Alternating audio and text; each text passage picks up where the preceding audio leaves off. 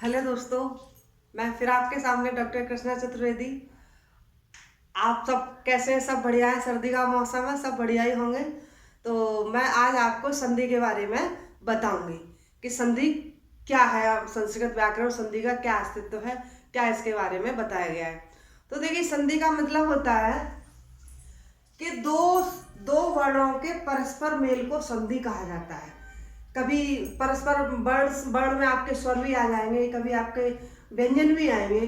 तो जो दो विकार से जिनका परिवर्तन होता है, दो वर्णों के विकार परस्पर मिलने से जो कहना चाहिए, जो एक परिवर्तन आता है, जो विकार होता है, वही आपका संधि कहलाता है। जैसे लिखा है, वर्णानाम परस्परम विकृत मत संधानम संधि। यानी वर्णों में, आप वर्णों के आपस में जो विकृत है, जो विकार सहित जो संधान होता है, जो मिलान होता है, जो मिलना होता है, वही संधि कहलाता है। अर्थात दोबारा समझाती हूँ कि दो वर्णों के परस्पर मिलने पर, संधान में मिलने पर जो विकार सहित, जो विकार होकर के जो परिवर्तन होता है, जो परिवर्तन होता है, उसको संधि कहा जाता है। किसी भी, कोई भी वर्ण, परवर्ण हो चाहे पूर्ववर्ण हो, जब दोनों वर्णों के मिलने पर जो विकार होगा, जो परिवर्तन आएगा, उसी को संधि कहा जाता है। तो संधियां आपकी तीन होती हैं। कुछ प्रश्न आता है, संधि कितनी होती है, संधि कितने प्रकार की होती है? तो आपकी संधि तीन प्रकार की है। नंबर 1 स्वर संधि,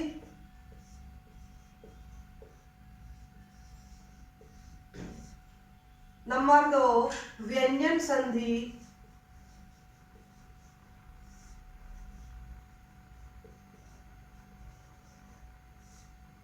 नंबर 3 विसर्ग संधि।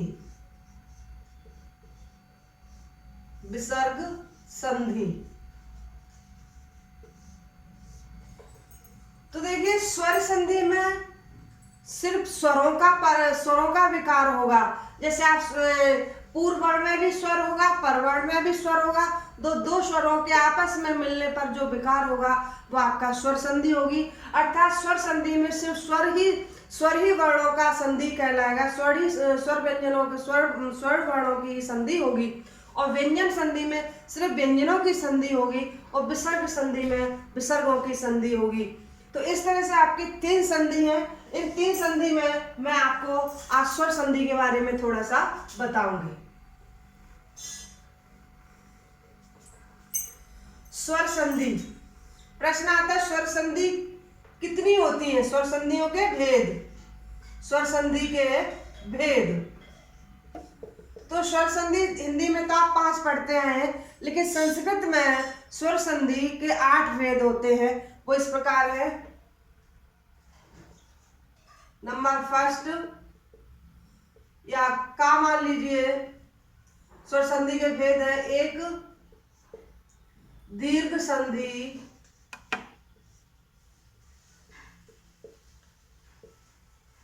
आपको दिखाई तो क्लियर दे रहा है ना? अब मैं बड़ा बड़ा ही लिखने की कोशिश करूंगी। दीर्घ संधि। नंबर 2 गुण संधि। नंबर 3 वृद्धि संधि।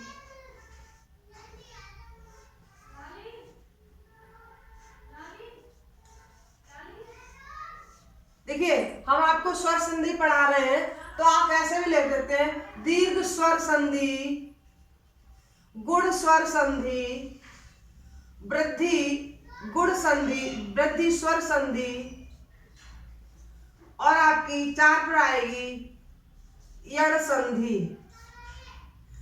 यण संधि। यण संधि को हम स्वर संधि नहीं कहेंगे, क्योंकि यण संधि में यण प्रत्याहार के जो अर्ध जो स्वर है, य व र, जिनको अंतस्थ व्यंजन के अंतर्गत रखा जाता है, तो इसको हम सिर्फ यण संधि बोलेंगे। इसको यण स्वर संधि नहीं कह सकते, क्योंकि इसमें यण, इसमें स्वरों का यण हो जाता है, अर्थात स्वरों का व्यंजन हो जाता है। इ का य, उ का व, र का ल, इस तरह से हो जाता है। इस प्रकार ये यण संधि ही कही जाएगी। 5 पर आती अयादि संधि। अयादि स्वर संधि।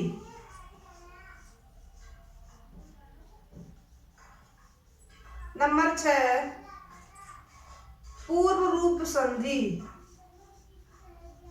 पूर्व रूप संधि। नंबर 7 पर रूप संधि।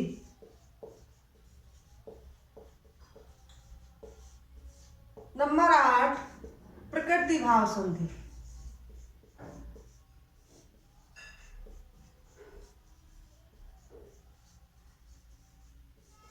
तो आपके स्वर संधियां, प्रश्न आता है स्वर संधि के प्रकार है, स्वर संधि के भेद हैं 8, 9, 10, 11। तो आपने जब पढ़ा है तो आप बता सकते हैं कि स्वर संधि आपकी 8 प्रकार की होती है। प्रश्न आ जाए कि अयादि संधि किस संधि के अंतर्गत आती है, तो आप व्यंजन संधि, विसर्ग संधि या स्वर संधि या कोई और दूसरा वर्ड बना के रख दिया जाता है, शब्द बना के रख दिया जाता है, आपको पता है अयादि स्वर संधि के अंतर्गत आता है, तो आप आराम से इस पर टिक लगा सकते हैं। तो ये आपके संधियों के ये भेद हैं।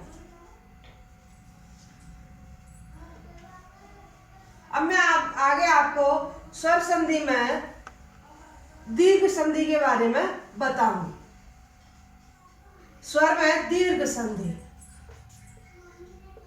दीर्घ संधि।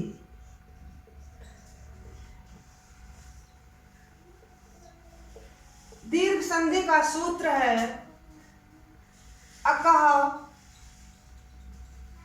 सवर्णे दीर्घा। अका सवर्णे दीर्घा। पाणिनि ने आपके अका सवर्णे दीर्घा सूत्र के अंतर्गत बताया है कि दीर्घ संधि किस तरह से आपका किस तरह से दीर्घ संधि अका सवर्णे सूत्र के अंतर्गत रखी गई है। तो देखिए आप एक तरफ, अब देखिए अकार है तो अक प्रत्याहार में आपके वर्ड आते हैं। आपने प्रत्याहार बनाया था ना अक, तो आपके में देखिए अक में आएगा अ, ई, उ, री, ली और आपका क। आपका यहाँ अड़ा भी आएगा ना, लेकिन ये संग किसको लेंगे नहीं। तो आपके ये जो 1, 2, 3, 4, 5 वर्ड आपके अक प्रत्याहार के अंतर्गत आ रहे हैं। तो ये भी ध्यान रखने वाली बात है, दीर्घ संधि सिर्फ 5 वर्णों की होगी, अक प्रत्याहार की होगी, और कोई इसमें दूसरा वर्ण आने वाला नहीं है। तो देखिए अक प्रत्याहार, आप इस एक तरफ आपका अक प्रत्याहार लिख लेंगे, इधर एक तो अक हो गया, दूसरा आपका सवर्ण हो गया, इधर आपका दीर्घ हो गया। समझाने के लिए मैं एक सही तरीका बता रही हूँ आपको, जो आपके अच्छी तरह से बैठ जाएगा एक बार दिमाग में, फिर कभी आपका निकलेगा नहीं। अब देखिए अक प्रत्याहार में क्या है, अ, ई, उ और री और री। आपके अक प्रत्याहार आ गए। अक में आपके यही वर्ड्स आएंगे, और सवर्ण में आपका देखिए इसी के समान, इसी के सवर्ण का देखिए आपका आएगा। देखिए सवर्ण का मतलब है उसी के समान वर्ण, यानी कोई दूसरा वर्ण नहीं आएगा।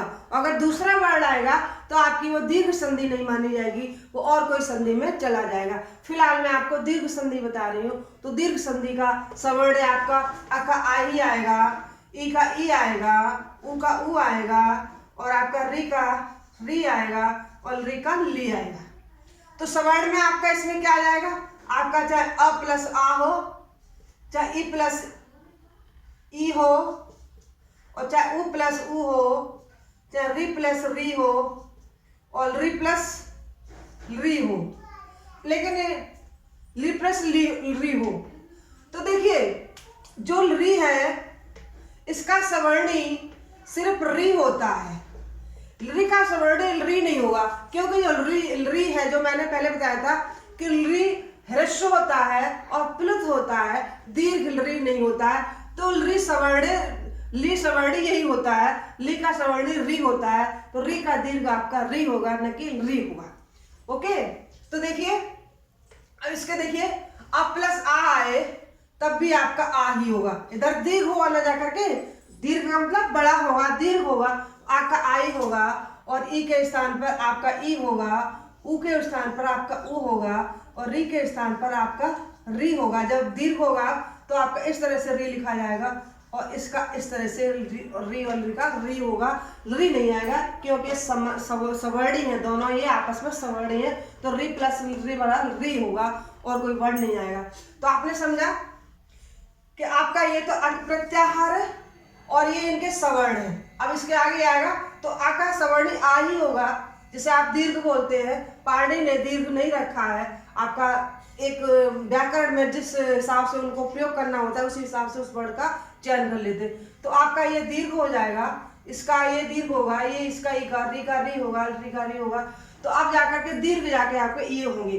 तो ये नियम है कि देखिए अका सवर्णे दीर्घा, अक प्रत्याहार सवर्ण ये वाले वर्ण आए पांचों और दीर्घ इसके ये वाले आए। आपको एक उदाहरण बताते हैं।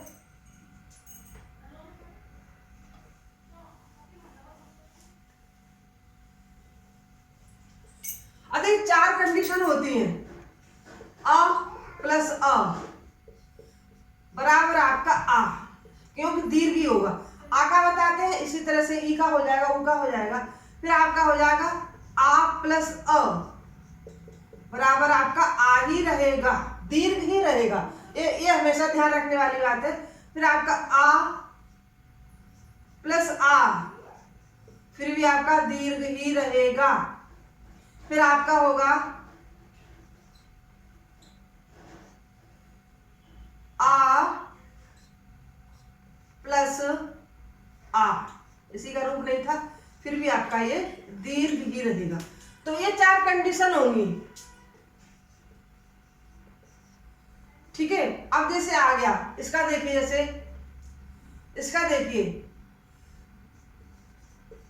हिम, इस वाले का आ जाएगा हिम प्लस आलय, हिम प्लस आलय। अब देखिए हम इसका 4 स्टेप में इसको भी करेंगे। 1 हो गया। दूसरा देखिए हिम, आपका वर्ड जो होता है व्यंजन होता है अर्धमात्रक होता है, तो हमने इसमें से इसका आ निकाल लिया, इसमें से आ हो गया, इधर आपका प्लस आलय होगा, आलय होगा।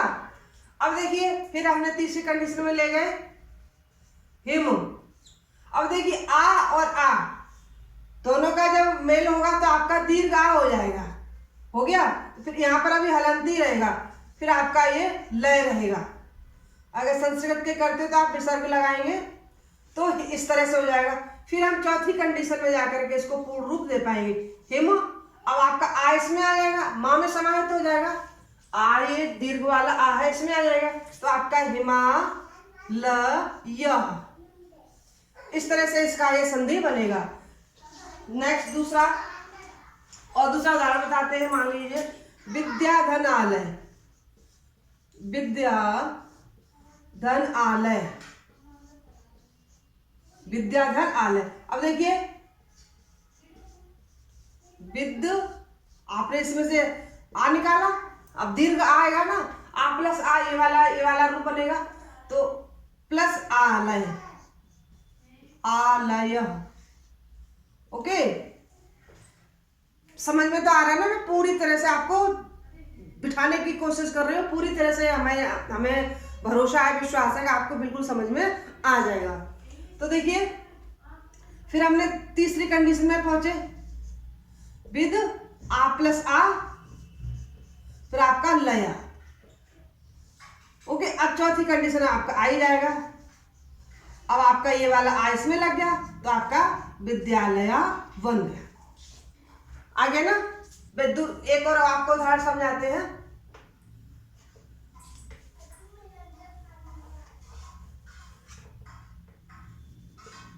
अद्य प्लस अपे, अ प्लस अ बराबर ये हो जाएगा ना, तो आपका अ लिखा, इसमें से अ निकाला, आपका प्लस अपे।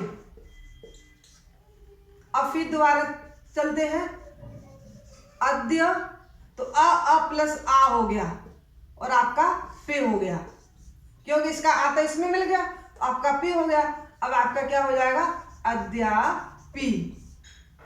ओके, इसी तरह से आपका ई का हो जाएगा। जैसे कोई भी है, जैसे मान लीजिए इसी का लेते हैं श्री शाह, तो श्री प्लस ईसा,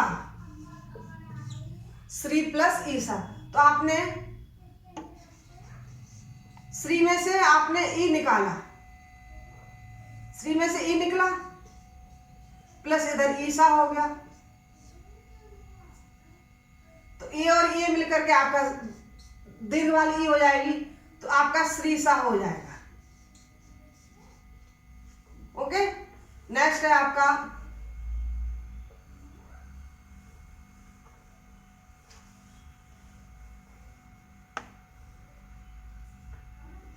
महींद्र।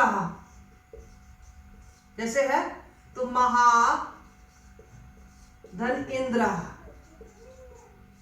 ठीक है, समझ में तो आ रहा है ना। तो आपका म ह इसमें से आ निकाला, प्लस इंद्र हो गया, इंद्रा हो गया। फिर आप तीसरे स्टेप में पहुंचे, मह, ये तो आपके उसमें गुण संधि में पहुंच गई, गलती हो गई मुझसे। दूसरा लिया आपने रवीस, रवि प्लस ईस, तो आपने र ब, इसमें से आपने छोटी ई निकाली, इधर ईशा हो गया, फिर ई और ई मिलके आपका दीर्घ ई हुआ, आपका हो जाएगा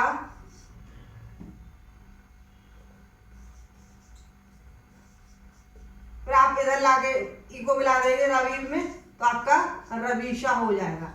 ऐसे रविंद्र है, जैसे भानुदय है, ऊ का भी बताते हैं भानु धन उदय, भानु धन उदय। तो आपने भा न, इसमें से ऊ निकाला, प्लस उदय। फिर तीसरे स्टेप में पहुंचते हैं, भान, ऊ और ऊ आपका दीर्घ हो गया, आपका दय हो गया, उदय हो गया।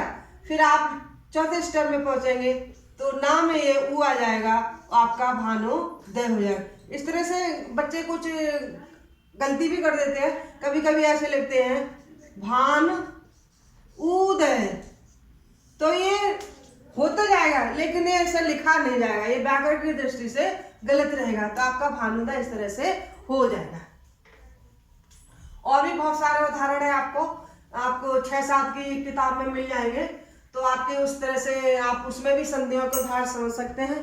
तो इस तरह से आपकी ये स्वर संधि में दीर्घ संधि थी, और मैं आगे की वीडियो में आपको गुण संधि बताऊंगी। अगर कोई इसमें कोई समझ में नहीं आ रहा है तो मुझे आप अवश्य कमेंट करके बताएं, और मैं आशा करती हूँ कि आपको मेरी ये वीडियो, आपको ये मेरे पढ़ाना अच्छा लगा होगा।